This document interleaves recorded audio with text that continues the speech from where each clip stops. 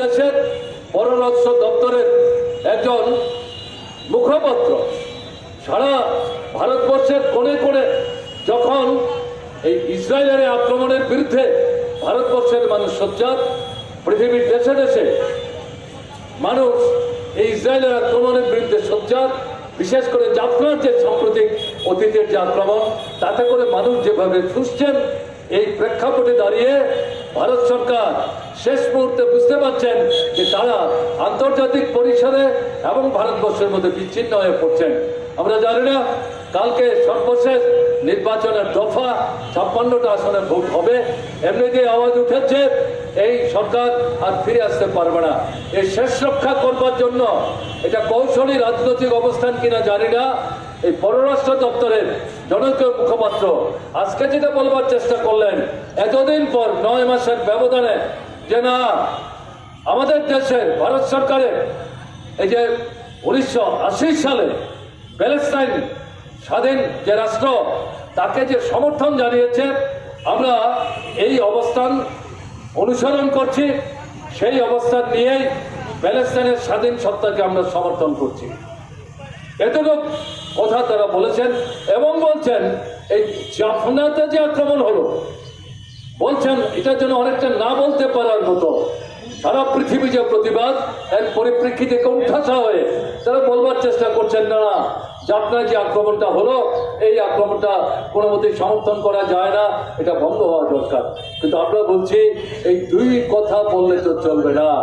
সোচ্চারভাবে প্যালেস্টাইনের স্বাতন্ত্র্য এবং ইসরায়েলের যে স্বাতন্ত্র্য, এই দুটোই তারা যার যার মতো করে রক্ষা করুক এবং ইসরায়েলের সঙ্গে আমাদের ভারতবর্ষের সমস্ত রকম যুদ্ধাস্ত্র আদান প্রদান, ব্যবসা বাণিজ্যের আদান প্রদান, আমদানি রপ্তানি, এগুলো বন্ধ করতে হবে। রাজনৈতিক যে সম্পর্ক ইসরায়েলের সাথে ভারতের, সেটা বন্ধ করতে হবে। স্বাধীন সত্তা নিয়ে আমরা আন্তর্জাতিক পরিসরে যে জোট নিরপেক্ষতার যে নীতি নিয়ে অগ্রসর হচ্ছিলাম, সেই নীতি নিয়ে আমরা অগ্রসর হতে চাই এবং সেই দৃষ্টিভঙ্গি থেকে ভারত সরকারের উপর আমরা চাপ সৃষ্টি করতে চাই। আজকের এই পথসভায় দাঁড়িয়ে আমরা এই দাবি আবার তুলতে চাই। এই দুই লাইনে কথা বলে শেষ করলে চলবে না, এটাকে বাস্তবায়িত করবার জন্য আন্তর্জাতিক পরিসরে ভারত সরকারের প্রতিনিধিকে আরো সক্রিয় ভূমিকা গ্রহণ করতে হবে। এই দাবি আমরা আজকের এই পথসভায় দাঁড়িয়ে সোচ্চার হচ্ছি এবং জাতীয় স্তরেও আজকে যে সংগঠনের আহ্বানে আমরা এখানে মিছিল করে এই পথসভায় মিলিত হয়েছি, এই সংগঠনও এই দাবিগুলি উত্থাপন করছে। আমাদের ধারণা পৃথিবীর দেশে দেশে একই দাবি, বিভিন্ন রাষ্ট্রের নাগরিকরা এই ইসরায়েলের এই যে জনবিরোধী অমানবিক যে আক্রমণ এবং মার্কিন সাম্রাজ্যবাদের মদতপুষ্ট হয়ে এর বিরুদ্ধে তারাও প্রায় সমমনোভাবাপন্ন দৃষ্টি নিয়ে এই কথাগুলি তারা বলবার চেষ্টা করছেন।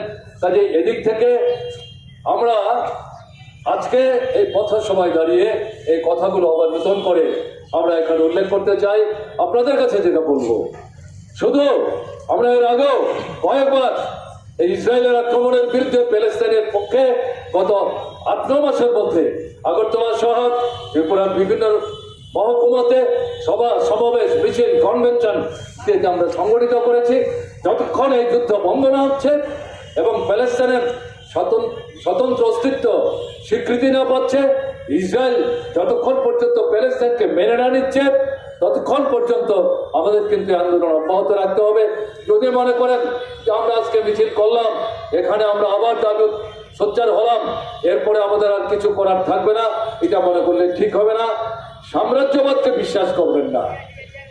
মার্কিন সাম্রাজ্যবাদ সারা পৃথিবীর বুকে একটা যুদ্ধের উন্মাদনা তারা তৈরি করে রাখবার চেষ্টা করছে। অর্থনৈতিক দিক থেকে তারাও বিপন্ন অবস্থার মধ্যে তাদের অর্থনৈতিক অবস্থাকে রক্ষা করবার জন্য যুদ্ধাস্ত্র যে তৈরি করছে, তাদের দেশে যুদ্ধাস্ত্র তৈরি করবার যে শিল্প, এই শিল্পকে বাঁচিয়ে রাখবার জন্য পৃথিবীর দেশে দেশে এলাকা এলাকায় নানাভাবে তারা এই যুদ্ধ চালিয়ে রাখবার চেষ্টা করছে। তাই আজকে প্যালেস্টাইনের পক্ষে দাঁড়ানোর অর্থ, ইসরায়েলের বিরুদ্ধে কথা বলার অর্থ, মার্কিন সাম্রাজ্যবাদের বিরুদ্ধে, পুঁজিবাদের বিরুদ্ধে, সাম্রাজ্যবাদের বিরুদ্ধে আমাদের যে স্লোগান, সাম্রাজ্যবাদের বিরুদ্ধে আমাদের যে সংগ্রাম, এই সংগ্রাম সমর্থক এই দৃষ্টিভঙ্গি নিয়ে যতদিন পুঁজিবাদ থাকবে যতদিন সাম্রাজ্যবাদ থাকবে তাকে নিশ্চিহ্ন করবার জন্য আমাদের এই সংগ্রামও অব্যাহত ধারায় আমাদের চালিয়ে যেতে হবে। এই প্রতিজ্ঞা নিয়ে, এই শপথ নিয়ে আজকে এখান থেকে আপনারা যাবেন, এই বিশ্বাস নিয়ে আপনাদেরকে অভিনন্দন জানিয়ে আমি আমার কথা বলা শেষ করছি।